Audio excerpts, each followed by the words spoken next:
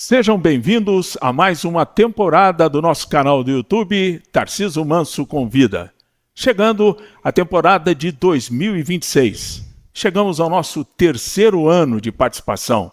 E é claro que queremos de imediato agradecer você por todo o prestígio que nós estamos tendo ao longo da nossa trajetória. E nessa abertura, passará pelo seu vídeo os nossos apoiadores, aqueles que acreditam no nosso projeto, a quem nós queremos mais uma vez agradecê-los de todo o coração. E para marcar esse primeiro episódio de 2026, esse jovem engenheiro mecânico Lorenzo Prudente Correia Spedicato, 33 anos de idade, filho do nosso querido comendador Vincenzo Spedicato e da dona Márcia. Seja muito bem-vindo aqui com a gente, Lorenzo. Tarcísio, muito obrigado, uma honra, um prazer muito grande estar aqui com vocês. Principalmente você que me conhece desde pequeno e que eu sempre tive como uma referência no jornalismo aqui na região, uma figura ilustre e a eterna voz da emoção do Futsal Show da Intel. Com certeza. Eu sempre brinco, se tem um cara que assistiu todas as finais da Intel, esse cara sou eu. Exatamente. Mais que Sidão, talvez até mais que o seu pai que estivesse viajando em alguma dessas. E realmente é um orgulho muito grande. Obrigado pelo convite. Sempre, o Lorenzo, na condição de engenheiro, hoje ele é diretor de operações e comerciais do Grupo Intel. Imaginam, o Grupo Intel hoje representa quase 1.500 funcionários dentro do grupo. E é uma coisa que é muito importante. A Intel é uma das grandes empregadoras da nossa cidade. Então daí a importância que esse grupo tem, fundado em 1973, completou 50, né? E agora 53 anos. Eu tive a felicidade também de fazer a apresentação histórica dessa comemoração. Agora, Lorenzo, a gente gostaria que você contasse da sua infância, trouxesse informações de onde você estudou, porque esse nosso canal, essa nossa entrevista tem esse caráter também de documento. Perfeito. Então, bom, eu, apesar de ter raízes sempre aqui em Orlândia, né, de ter passado muito tempo da minha infância, eu não nasci aqui. Então, eu nasci em Ribeirão Preto. Apesar de ser registrado em Orlândia, com muito orgulho, o comendador Vincenzo fez questão de, né? Então, na carteira eu sou orlandino. Mas eu fui criado em Ribeirão Preto, estudei lá a minha infância toda, morei lá a minha infância toda, frequentava Orlândia sempre aos finais de semana e estudei então em Ribeirão, fiz meu ensino fundamental e meu ensino médio em Ribeirão, no Liceu Albert Sabin, uma escola sensacional. E aí, quando eu passei na faculdade, eu quis fazer engenharia, sempre quis fazer engenharia, acabei prestando mecânica, elétrica, mecatrônica, e decidi fazer engenharia mecânica lá na Unicamp, em Campinas. Então, me formei lá. Durante a faculdade, eu tive a oportunidade de fazer um intercâmbio na Itália pela Unicamp, então fiz a graduação sanduíche, morei 1 ano em Milão, estudando lá no Politécnico, e retornei para finalizar minha graduação aqui, e me formei em 2015, trabalhei em São Paulo na época, eu quis me provar fora da empresa da família, né? Isso é um capítulo importante. O teu pai sempre, quando conversa com ele diz, não, os meninos têm que ter uma experiência fora daqui para conhecer o outro lado. Então, 2 anos você ficou fora? Quase 3. Eu tive essa vontade de me provar, né? E eu acho muito importante para o amadurecimento, não só pessoal, mas principalmente profissional, né? Você conseguir trilhar seu caminho e se provar num ambiente onde você chega como um desconhecido, né? Então eu tive o privilégio de ter encontrado uma empresa excelente na época. Eu prestei o trainee, passei no processo de trainee. Era uma empresa de energia renovável. Na época se chamava Ômega, hoje se chama Serena, abriu capital na bolsa. É uma das maiores geradoras de energia renováveis. Que é a bola da vez, Brasil. Né? Falar em energia renovável é tudo de bom, inclusive pensando no próprio meio ambiente também. Exatamente, né? Sem dúvida. Então ali eu trabalhei especificamente num projeto de uma central hidrelétrica em Minas, e vi praticamente o projeto nascer até a conclusão dele, né? Então ali a gente trabalhava a gente formava todo o conceito do modelo de negócio, vendia o projeto no leilão, participava desde o desenvolvimento, da concepção do projeto até a entrega. Então era uma dinâmica muito legal, porque a gente transitava entre as discussões de investimento na Faria Lima até o canteiro de obra, com a peãozada ali na frente de obra, explodindo frente de túnel. A gente fez um túnel na época de 7 quilômetros que atravessava uma serra, então foi uma experiência fantástica. Ali eu fui efetivado engenheiro e mais ou menos com 3 anos ali que eu estava em São Paulo, foi quando meu pai me convidou para ingressar no grupo, né? Então, ao final de 2016, na virada de 2016 para 2017. Natural que essa sua pegada, esse seu gosto pela engenharia é pela própria convivência com o seu pai, né? Sem dúvida. Filho de peixe, peixinho é, né? O fruto não cai longe do pé. Então, eu cresci, querendo ou não, andava pela Intel, andava pelas empresas, escutava o barulho das máquinas, né? Quando eu dormia aqui em Orlândia, aos finais de semana, eu brincava que eu dormia escutando o barulho das prensas, né? Porque a casa do seu pai sempre muito na próxima época da sede, na época era grudada, dentro do quarteirão, né? Para quem é aqui de Orlândia e conhece a geografia da cidade. E então sempre tive esse gosto. É claro que eu acabei, até por conta do percurso acadêmico que eu segui, depois das escolhas profissionais, eu acabei nunca tendo uma atuação tão puramente técnica, né? Então, eu sempre gostei muito da área de gestão, da área de finanças, então, obviamente que a engenharia te dá uma expansão, uma elasticidade mental muito grande. É muito importante você conhecer os mecanismos que regem os processos mecânicos, elétricos por trás do produto, por trás dos processos da fábrica, mas depois da faculdade eu tive esse chamado, né? Sempre tive esse interesse mais profundo pela área de administração e negócios, finanças. Então eu fiz uma pós-graduação em finanças depois, no INSPER, e estou concluindo em abril, um MBA pelo IESE, que é a Faculdade de Negócios de Navarra. É interessante da presença dos filhos do comendador Vincenzo, até porque é uma empresa familiar, e sempre aquela preocupação, a sucessão numa empresa familiar. E confidencio a você, outro dia falei até para o seu próprio pai, que muita gente não acreditava que o Vincenzo em algum momento pudesse dividir, até pelo jeitão, né? Ele tem uma teoria que eu brinco muito, ele diz que em terreiro em que galo muito canta, o dia não amanhece. Aí outro dia eu falei, mas seus filhos estão... Não, depende dos franguinhos que estão comigo. Essa surpresa positiva de vocês estarem integrados, hoje são 3 irmãos que estão participando, cada um no seu segmento, né, Lourenço? Eu, Renzo e a Chiara. Bom, claro, a Intel, o grupo Intel hoje, apesar de ser uma empresa grande, né, tem um porte muito grande, uma atuação global, mas a gente busca, ao mesmo tempo que busca essa profissionalização de todos os setores, a gente também a gente não pretende perder a essência familiar, no sentido de não perder a dinamicidade, de não perder a rapidez na tomada de decisão, de não perder a velocidade entre um problema chegar e ele ser resolvido. Às vezes você pega multinacionais que têm uma estrutura muito lenta, muito hierarquizada, com processos às vezes muito engessados, e aí você tem o lado ruim de uma empresa muito estruturada, né? Que às vezes você tem uma decisão importante para ser tomada, tem que levar para o conselho vai discutir na próxima reunião, etc. Quando volta a resolução, o bonde já passou e o problema já muitas vezes se agravou. Então essa velocidade na tomada de decisão, essa dinamicidade é algo da essência de uma empresa familiar que a gente não gosta de perder. Mas o ponto é que a empresa ser familiar não é sinônimo de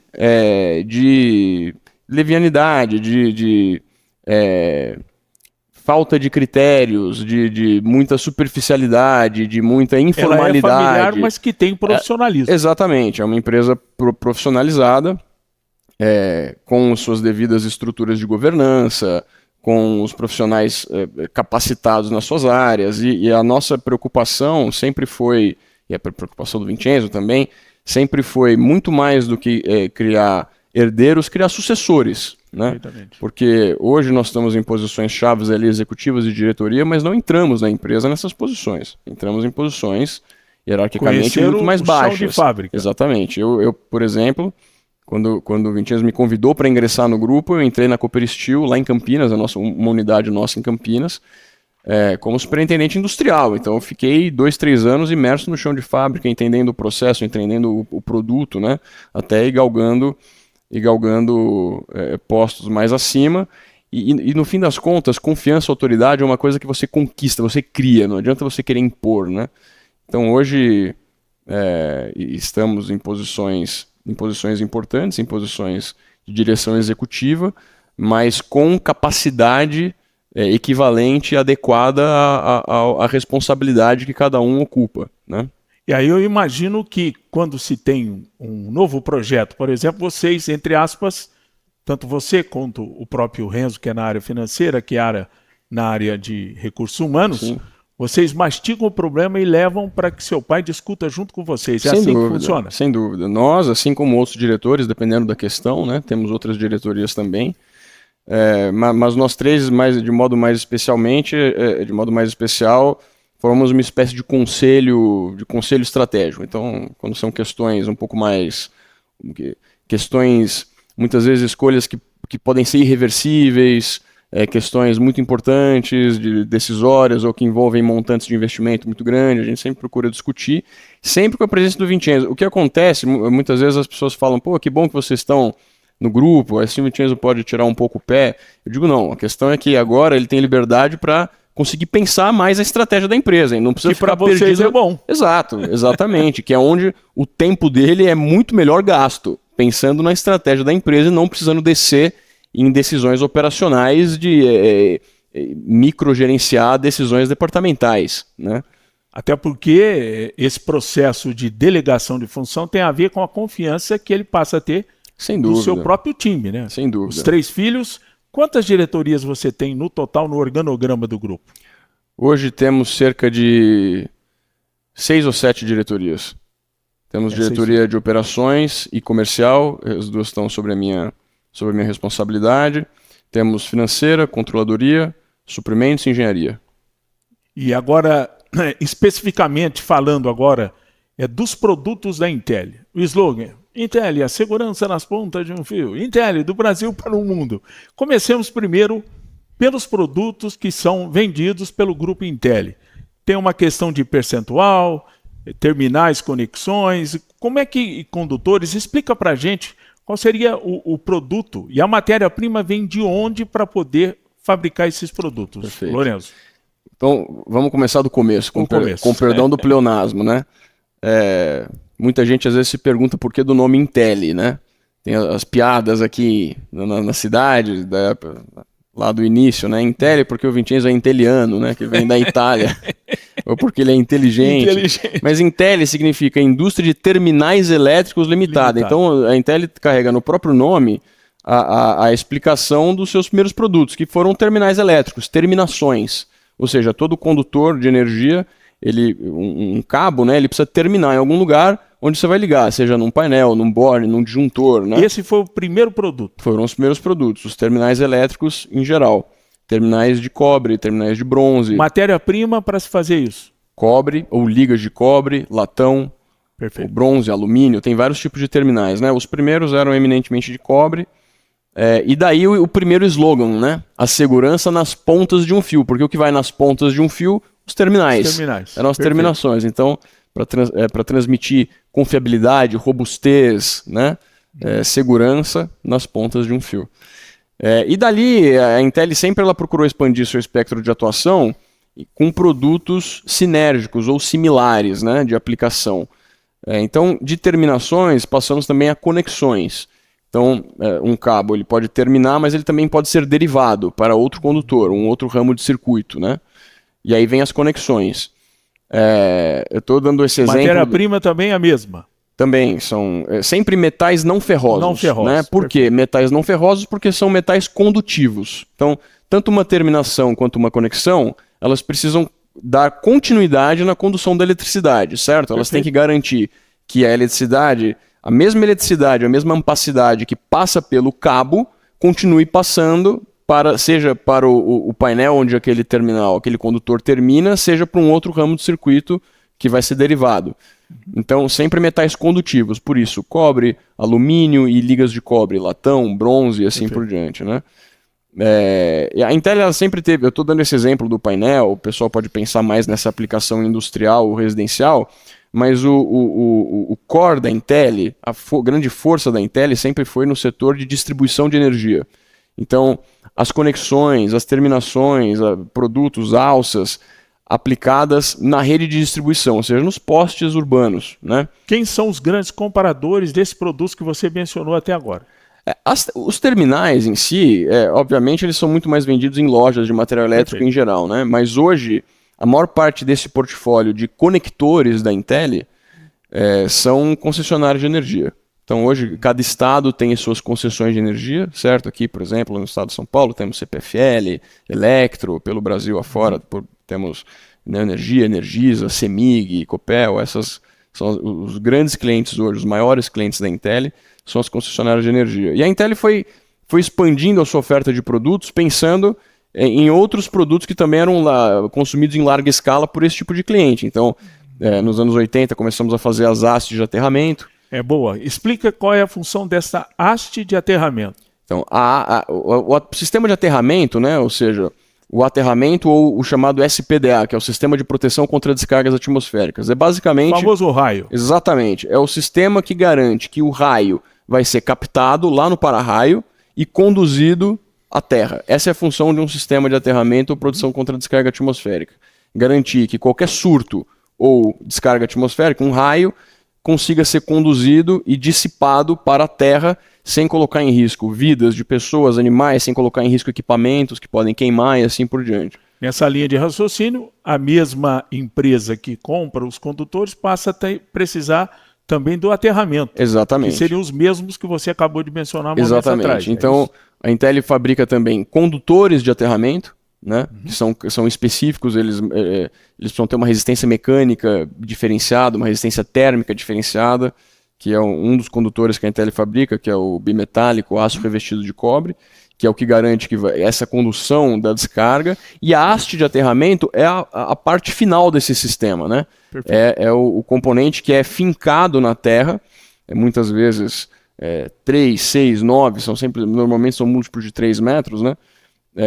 E vai se penetrando fundo no solo até encontrar um solo com a resistividade adequada para conseguir fazer essa dissipação, né? Então, hastes nos anos 80 foi um dos grandes setores onde a Intel cresceu, né? E obviamente foi um desdobramento natural nos anos 2000, notadamente de 2010 para frente. Iniciamos também com condutores de alumínio, que aí já são os condutores de energia, né? A gente fazia terminações, conexões, a parte de aterramento. Foi um passo natural subsequente ingressar nos condutores de energia, que nada mais são do que os cabos de alumínio que a gente vê na rua. Quando você está andando na rua, você olha para o poste, os postes que transmitem ali na primária ou na secundária e que entram na nossa casa para abastecer a nossa energia elétrica. Interessante, vocês notam que a partir desses clientes da parte elétrica, eles vão atendendo e criando opções para esse cliente. Exato. Fidelizando o cliente, oferecendo um leque de opções, seria isso, né? Exatamente. E aí, obviamente, esses produtos a gente fornece em larga escala para as grandes concessionárias e, obviamente, esse mesmo portfólio é ofertado também para as lojas de material elétrico, né? Então, que compram de forma mais pulverizada, compram uma miscelânea maior, mas também hoje a Intel fornece para lojas de material elétrico em todo o território nacional, de norte a sul, de leste a oeste. Aproveitando esse gancho, se a gente leva em consideração que são essas concessionárias de energia elétrica, enfim, esse segmento, a gente pode imaginar que o produto da Intel, de uma forma ou de outra, algum dia chega nos 5.570 municípios brasileiros, ou então tem condições de chegar. Sem Isso dúvida é estatístico alguma. E documentado. Não só tem condições de chegar, como eu afirmo de forma veemente que chega. Porque hoje nós fornecemos para todas as concessionárias de energia do Brasil. E também para os produtos de consumo das lojas também, por consequência, tem representantes e esses vão pulverizando também a venda. Exatamente, né? Exatamente. O trato dos grandes clientes é feito com a diretoria e tem também os seus vendedores que lidam com essas lojas, esse segmento mais específico, é assim que funciona? Hoje nós temos gerências específicas para atender cada tipo de cliente, né? Então eu tenho uma parte do meu departamento que é focada em atender os lojistas, varejo atacado, né? Que é um tipo de atendimento completamente diferente. É um cliente que quer a entrega para ontem, é um cliente que precisa de um atendimento muito mais próximo. Muitas lojas hoje ainda são pequenas lojas familiares, então são pessoas que com as quais o trato do dia a dia ainda faz muita diferença. Você conhecer essas pessoas, chamar pelo nome, é um atendimento muito mais personalizado, né? Uma outra parte do departamento é focada em atender as grandes concessionárias, não só grandes concessionárias, mas grandes projetos de infraestrutura. Então, por exemplo, linhas de transmissão, que aí são transmissoras, não são distribuidoras de energia, são transmissoras, e geradoras. Então, quem vai construir parques solares, parques eólicos, centrais hidrelétricas, centrais termoelétricas, né? Então é um tipo de cliente maior, são os EPCistas, né? A gente chama de EPC, que é o Engineering, Procurement and Construction, que vem do inglês, que são aquelas empresas que fazem a engenharia, a compra e a construção. Então, por exemplo, o Andrade Gutierrez da vida, grandes Queiroz Galvão, grandes empresas de infraestrutura são chamadas EPCistas. Já para esse tipo de cliente, assim como as concessionárias, é um atendimento completamente diferente. Então eu tenho um time de engenheiros comerciais, porque você precisa saber transitar no departamento da engenharia, você precisa especificar seu produto, passa por testes muito mais rigorosos. Até porque é uma venda técnica, né? Super técnica, para você conseguir se homologar. Mas depois, para vender, é uma licitação. É uma licitação, durante muitos anos essas licitações eram públicas, porque a grande maioria das concessionárias eram empresas públicas, e de alguns anos para cá, na última década, veio uma onda de privatizações, então as empresas passaram a ser, em sua ampla maioria, grupos privados, mas o formato das licitações são iguais. Então, existe uma peneira muito mais fina para homologar os produtos, então são poucos fornecedores que conseguem estar aptos a fornecer para esse tipo de cliente, uma análise muito mais criteriosa, mas na hora de vender, você precisa ter o melhor preço. Aproveitando esse gancho, me tira uma dúvida que é muito minha, porque eu milito no setor público, a gente sabe que a licitação, via de regra, leva em conta o menor preço. Quando você vende para um cliente privado, um grupo que é privado, vale também essa questão da qualidade avaliada junto? Quais são os critérios para que as pessoas que não atuam diretamente nesse segmento gostariam, eu tenho certeza, de ter a curiosidade que você nos explicasse? Sim, para você estar apto a participar de uma licitação, você precisa ter tido o seu produto homologado. Então isso significa que você tem que ter, primeiro de tudo, passado no cadastro base da companhia, né? A companhia precisa ver se você tem um balanço suficientemente forte para aguentar um contrato grande com ela e assim por diante. Tem vários requisitos obviamente, todas as ISOs, tem todas as certificações, questões de compliance, né? São requisitos básicos para você fornecer para uma empresa dessa. E aí, dentro dos vários segmentos de produto, você precisa homologar os produtos que você tem intenção de fornecer. Então, se eu quero fornecer um tipo de conector, eu tenho que ir lá mostrar o meu conector e homologar. O que significa isso? Que eu vou apresentar o meu produto para a engenharia deles, vou enviar amostras, eles vão submeter essas amostras a diversos ensaios, mandar para laboratórios de terceira parte, laboratórios credenciados.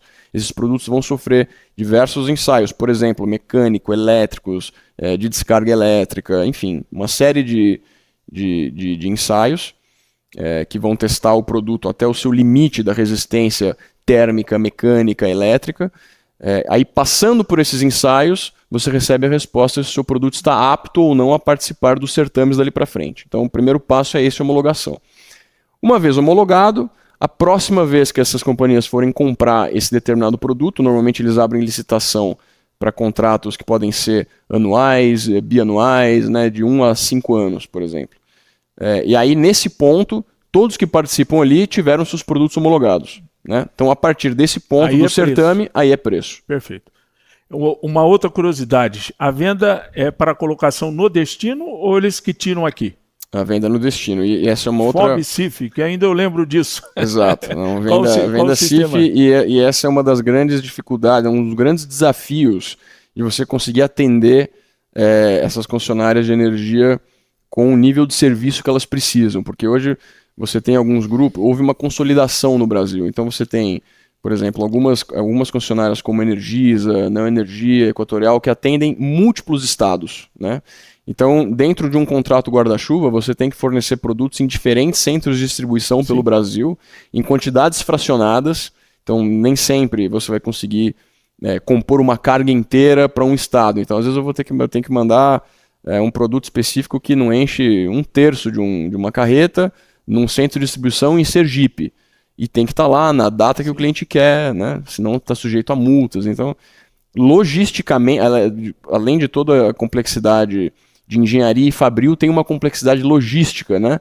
Nesse nosso Brasil de Nosso Senhor, que a gente sabe muito bem, que traz um desafio a mais. Mas a Intel acabou se especializando nisso, né? Ao longo de toda a sua trajetória. A Intel nasceu nesse meio, então isso, querendo ou não, é um know-how que a empresa carrega até hoje. A gente está na linha dos produtos. Na sequência, tem algum outro? Ou vocês, seria novidade, lançamento, alguma coisa? Não, hoje a gente... acabam sendo variações dos mesmos produtos, né? Perfeito. Então, por exemplo, a gente está lançando esse ano uma linha de cabos de alumínio com núcleo de fibra de carbono, né? Que é o estado da arte da tecnologia, né? Que vai ser usado em recapacitações de linhas atuais. Então, vou dar um exemplo. Uma linha que foi construída 40 anos atrás, né? Ela foi construída para para abastecer uma certa cidade. Essa linha, a cidade cresceu, todo mundo hoje em dia tem ar-condicionado, as geladeiras ficaram maiores, a demanda aumentou, data centers, todo mundo tem computador, enfim. É natural que a demanda de energia, a carga desses centros urbanos tenha aumentado muito. E por uma série de complexidades não é simples você construir uma linha nova, porque a cada linha nova de transmissão você tem que desapropriar a faixa de servidão, tem questões ambientais, passa por cima de matas, enfim, uma série de complexidades, de impactos sociais e naturais, né? Então, qual é a solução proposta? Você precisa aumentar a capacidade de uma linha existente. Então seria basicamente tirar o cabo e botar um cabo maior, né? Tô falando assim numa linguagem leiga. A tal da bitola. Só que as estruturas metálicas daquela torre foram projetadas para aguentar o peso daquele cabo original, né? Então, como você, sem aumentar peso nessa linha, você consegue fazer ela transmitir mais energia? Tem que ser mais leve. Tem que ser mais leve. Então você tira o núcleo que antigamente era de aço, coloca um núcleo de fibra de carbono, que é muito mais leve, e essa diferença de peso você consegue completar com alumínio, que é um material condutor. Então você consegue, com a mesma linha, poder transmitir quase o dobro da capacidade, né? Esse é o futuro no Brasil, e a Intel está participando desse futuro. E nessa linha de raciocínio, é claro que, falando tecnicamente, o preço de venda tem que ter competitividade. Exatamente. Você tem que trabalhar com matéria-prima que tem essa capacidade de ser condutora.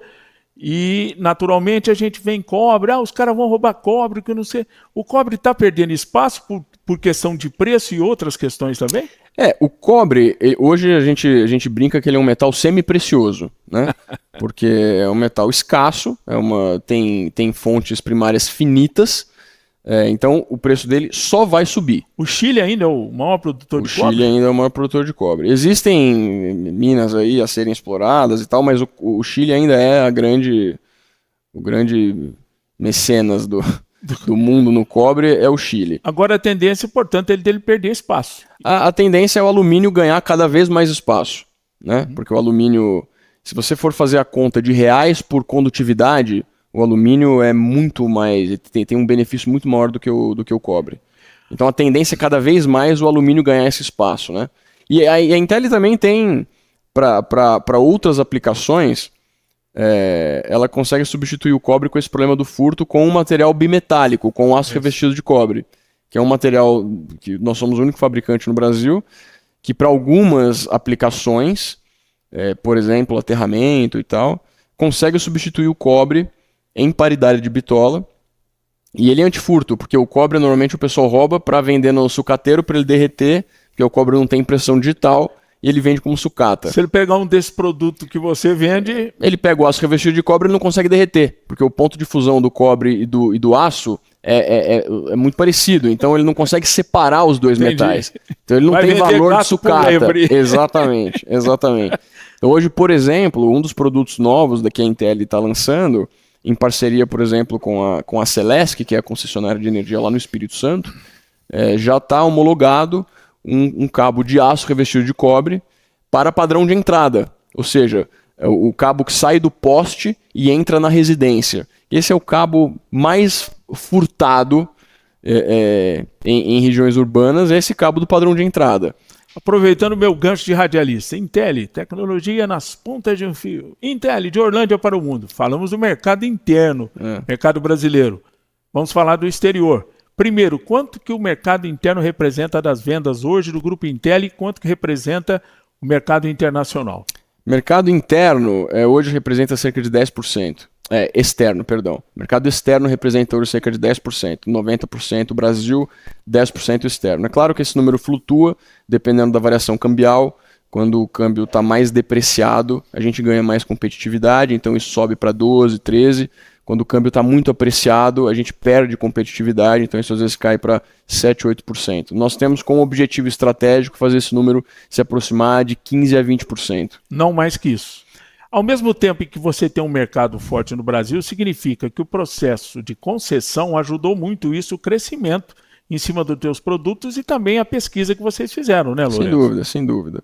E hoje o Brasil ele consegue também ser uma plataforma para a América Latina toda e para a América do Norte também. Claro que a gente está vivendo esse hiato de instabilidade de relações comerciais, né, por conta das tarifas impostas pelos Estados Unidos, mas isso cedo ou tarde isso tende a se estabilizar. Mas estar no Brasil, muita gente fica preocupada com a competição chinesa, competição indiana e tal. O nosso trabalho diário aqui é para que a gente consiga não ser afetado por isso, ou seja, ter a mesma competitividade que um produto importado, que um produto subvencionado pelo governo chinês, como tem várias ações de antidumping por aí, né? Que a gente consiga ter essa mesma competitividade, não só no Brasil, mas o Brasil servindo como plataforma para as Américas todas, né? Hoje a gente exporta para os Estados Unidos, mesmo com tarifa, a gente exporta muito para os Estados Unidos, Canadá, toda a América Latina. América Latina deve ser o volume maior. América Latina, quase meio a meio. América Latina, entenda-se América do Sul mais América Central. Exatamente. É a bola da vez para vocês? Não, hoje a América Latina, que é a América do Sul mais central, representa metade das nossas exportações. Outra metade o resto do mundo. O que seria o resto do mundo, o mais exótico país que vocês exportaram? O mais exótico no bom sentido, mais distante. Filipinas. Filipinas. A gente exporta hoje para as Filipinas, exportamos muito para a Grécia, exportamos para a Inglaterra, para a Escócia, temos algumas exportações para a Alemanha, em volume maior, Estados Unidos e Canadá, né? Isso seria o resto do mundo, que eu chamo de resto do mundo, né? Naquele pacote de tarifaço, afetou algum produto desse segmento? Afetou. No primeiro momento era 50% para todo mundo. Exato. Houve alguma redução ou continua o mesmo patamar? Todos os nossos produtos foram afetados e todos eles ainda com o patamar máximo. Para alguns deles, mesmo com as tarifas, a gente continua vendendo. Para outros, onde a competitividade é um pouco mais acirrada, o nível de margem é um pouco mais apertado, as vendas estão sendo impactadas. Mas para cada dificuldade aparece uma oportunidade, né? Então, por exemplo, nos forçou a explorar muito mais o mercado canadense, que é um mercado que a gente não explorava. Então, e como não temos tarifas impostas agora com o Canadá, e os mercados acabam tendo um padrão de consumo muito parecido, né?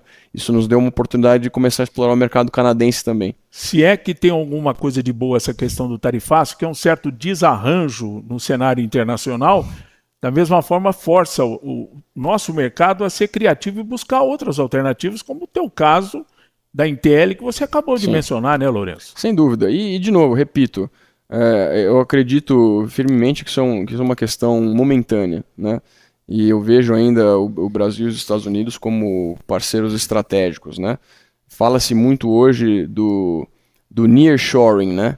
E do friendshore, que é o que? O Brasil ele não só tem uma proximidade geográfica com os Estados Unidos, como ele historicamente sempre teve uma proximidade também ideológica, né? São grandes potências do mundo ocidental. Então, eu acredito que no longo prazo temos mais a ganhar do que a perder com os Estados Unidos.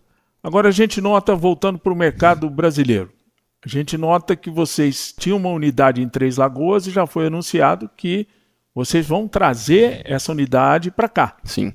Qual é a razão da transferência de lá para cá? Vocês ficaram quanto tempo lá em Três Lagoas, que é uma cidade na divisa São Paulo, Mato Grosso do Sul. Sim. Ficamos em Três Lagoas cerca de 12 anos, 10 a 12 anos no total. Algum incentivo que os levou para lá ou não? Não, Três Lagoas apresenta uma série de incentivos, mas na verdade a fábrica ali era uma fábrica de um antigo concorrente que a gente acabou comprando, né? Então foi uma oportunidade de mercado. A intenção original era já trazer para cá, mas como a gente troca o pneu com o carro andando, a fábrica já tinha demanda, não tinha espaço, né? Não tinha espaço, não tinha tempo para a gente fazer essa transição, então ela ficou operando lá, operava muito bem, nunca usamos nenhum incentivo. Nós temos como filosofia nunca um negócio que para ficar de pé, no nosso modo de ver, não é o modo, não estou dizendo que somos dono da verdade, mas no nosso modo de ver, um negócio não pode só ficar de pé por conta de um incentivo fiscal, principalmente no Brasil, que tem essa guerra entre unidades federativas, né? Sim.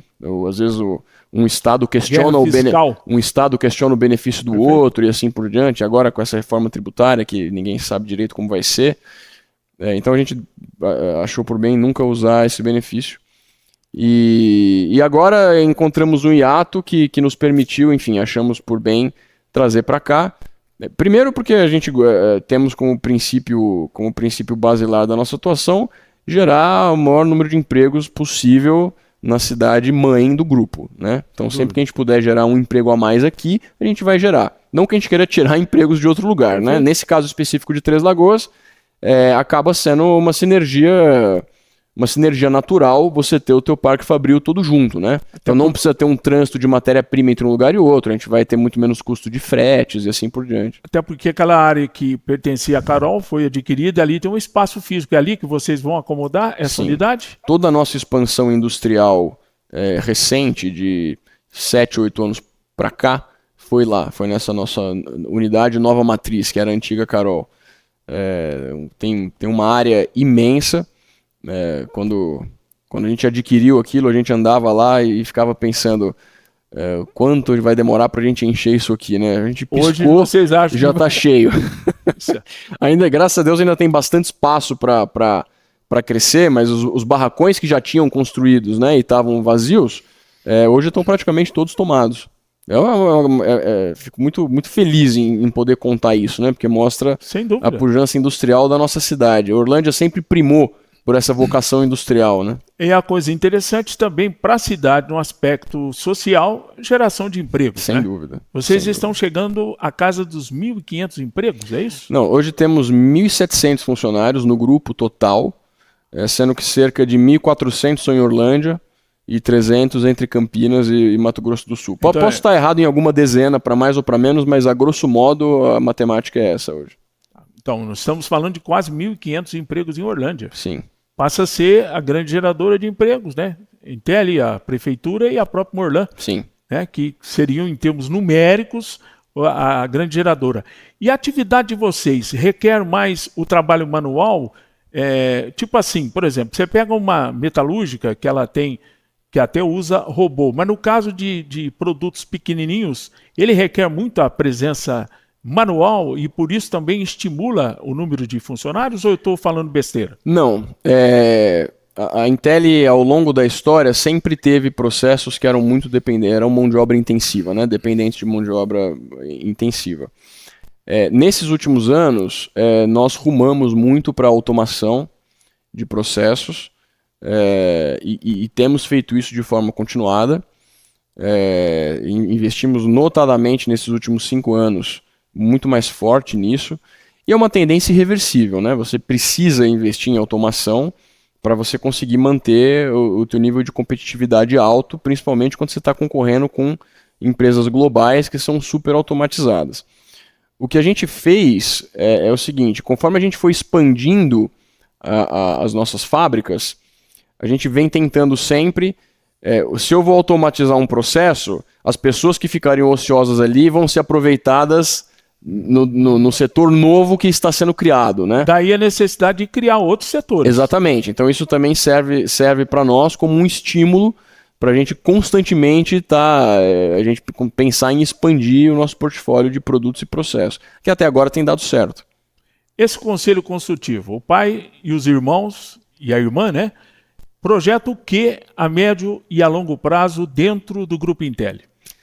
Qual seria aquele desafio, aquela coisa que, com a sua visão comercial, você acha que pode ser a bola da vez para a Intelli nesse momento, por exemplo? Tarcísio, tem várias coisas que eu poderia citar aqui para você. Hoje não tem nenhuma fábrica da Intelli que não tenha um projeto novo sendo gestado dentro dela. Seja um projeto de expansão, seja um projeto de automação, seja um lançamento de novo produto. Então, enfim, nós estamos fazendo um investimento muito grande numa das nossas unidades, que é a nossa unidade da fundição, que também está sendo levada para outro patamar de automação, de modernização. A fundição fica na Marginal. Sim, na Marginal esquerda. Isso, lá no alto. Lá no fundo, exatamente. Perfeito. Temos um projeto de um segundo laminador de alumínio também para ser startado.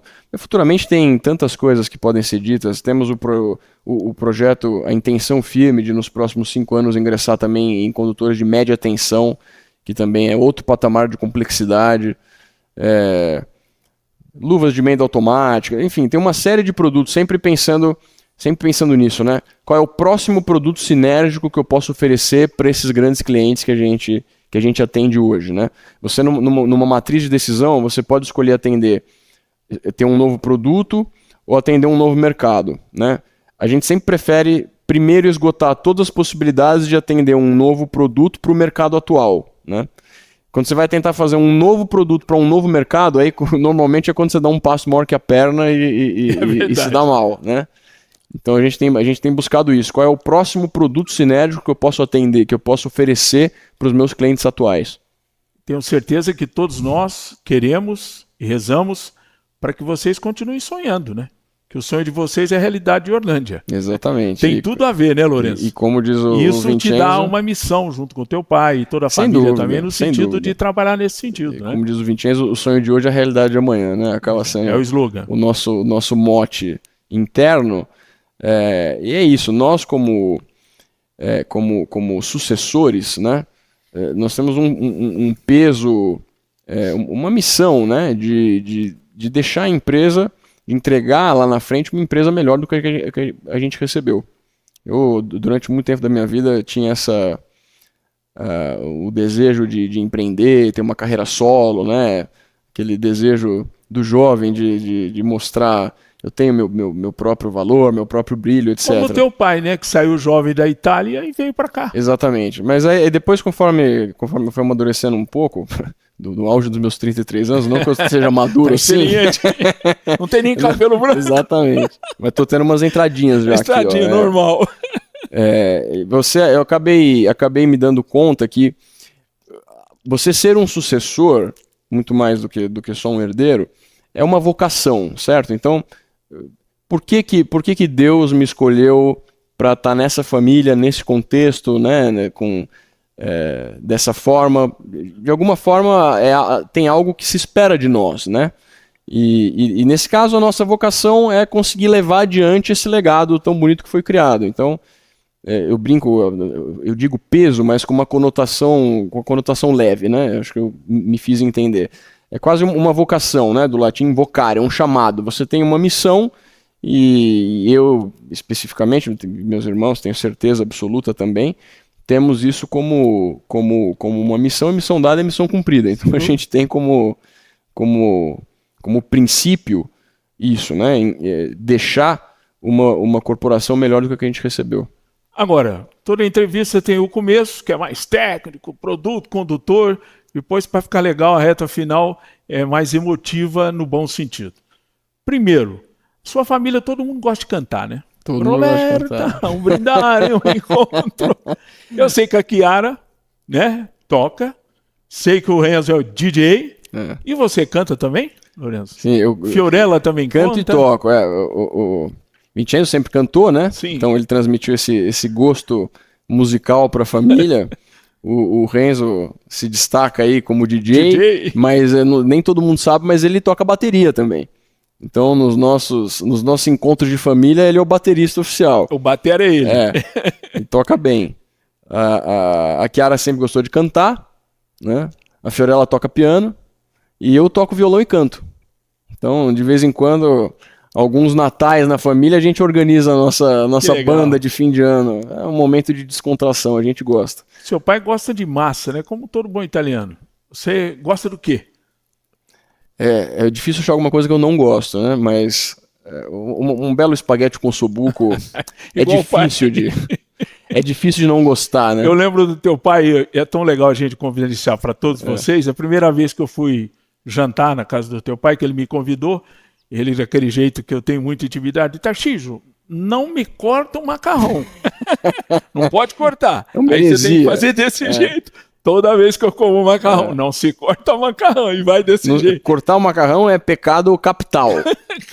Usar a colher de apoio é um pecado venial. Né? Dá para poder ajudar. Exato. Agora, eu também não posso terminar a entrevista se eu não falar da DC Intel. Que tempo e que geração fantástica, né? Sem dúvida. E o que você acha? É claro, valeu enquanto durou? Tem alguma chance amanhã depois, não de ser cabeça de um processo, mas eventualmente dar uma liberada para que a Orlândia possa ter? O que você pensa pessoalmente com respeito a esse assunto? Porque esse assunto, como diz o poeta, é muito caro. Exatamente. Não, todos eu até nós. sonho com as conquistas da Intel, cara. Não, você imagina, eu brinco que eu tive o privilégio de poder aproveitar o time sem fazer parte da empresa ainda. Então, torcedor. Eu consegui aproveitar só a parte boa, né? Eu fico pensando que talvez hoje em dia, obviamente, eu continuaria aproveitando, vibrando, né? Me emocionando como entusiasta do esporte que sou, mas como gestor eu ia saber do peso que carrega, dos custos atrelados, né? Então eu tive o privilégio de poder só usufruir da parte boa do time, né? Então tenho lembranças, aquele ambiente do vestiário, do pré-jogo, Seu pai no banco de surpresa. O que ele é? Ele é um massagista do time. Eu brinco hoje em dia. Aquelas piruetas que o seu pai dava são memoráveis. Memoráveis, antológicas. Hoje em dia tá muito na moda essas séries, né? Do Prime Video, da Netflix, né? Que mostram os bastidores dos grandes times vencedores, né? Tem uma série de séries desse tipo, né? Que são muito bem feitas. E dão ao torcedor essa oportunidade de entender como é o dia a dia, como é o ambiente do pré-jogo, como é a preparação, os treinamentos. E eu tive o privilégio de viver isso de dentro, né? Você também acompanhava sempre, estava sabendo tudo dos bastidores e tal. Então foi uma experiência muito, muito gostosa, que marcou todos nós, me marcou até hoje. Vincenzo teve uma coragem incrível de tocar esse projeto adiante, né? Eu lembro certinho um dia ele virou para mim, filho, um dia esse time será campeão brasileiro. Eu falei assim, esse italiano tá muito doido. E atingimos o ápice, né? 2 títulos. Não só 2 títulos, mas saber que a base da seleção brasileira da época, 2012 até 2014, era o nosso time titular, né? Era a base da seleção brasileira. Chegamos a campeões da Libertadores, chegamos a disputar os campeonatos mundiais. Mas tudo tem um ciclo, né? Tudo tem um início, um meio, um fim. Eu não consigo dizer se vai retornar um dia. Isso é uma questão que fica para o futuro, para a posteridade, né? Eu sei que hoje nós não temos planos assim iminentes de retornar com o clube por uma série de fatores, mas também o futuro a Deus pertence. Exato, não gosto de fechar as portas para essa possibilidade, né? A possibilidade sempre existe, a gente não enxerga ela de forma assim iminente, mas existe. Não vou dizer que de vez em quando não passa pela nossa cabeça uma pontinha de vontade. Será que a gente volta um dia? Isso é bom. Baita alegria te receber. Alegria é minha. Menino, tem a liberdade de chamá-lo assim, claro, porque eu te conheço me conhece desde pivete. Eu gostaria que você mandasse uma mensagem para todos aqueles que estão vendo no nosso canal do YouTube. Tarcísio Manso convida. Lourenço. Muito bem. Primeiro de tudo, obrigado. Espero que tenham gostado do papo. Acompanhem sempre o podcast do nosso grandíssimo Tarcísio. Desejo, obviamente, vão estar nos assistindo aí em diferentes épocas, mas desejo especialmente um excelente 2026, pela data que estamos gravando aqui, no início de 2026, e E que Deus abençoe a vida de todos, que todos tenham cuidem muito bem dos seus núcleos familiares, estejam com as pessoas que vocês amam, porque no fundo, é a única coisa que importa na vida, é isso.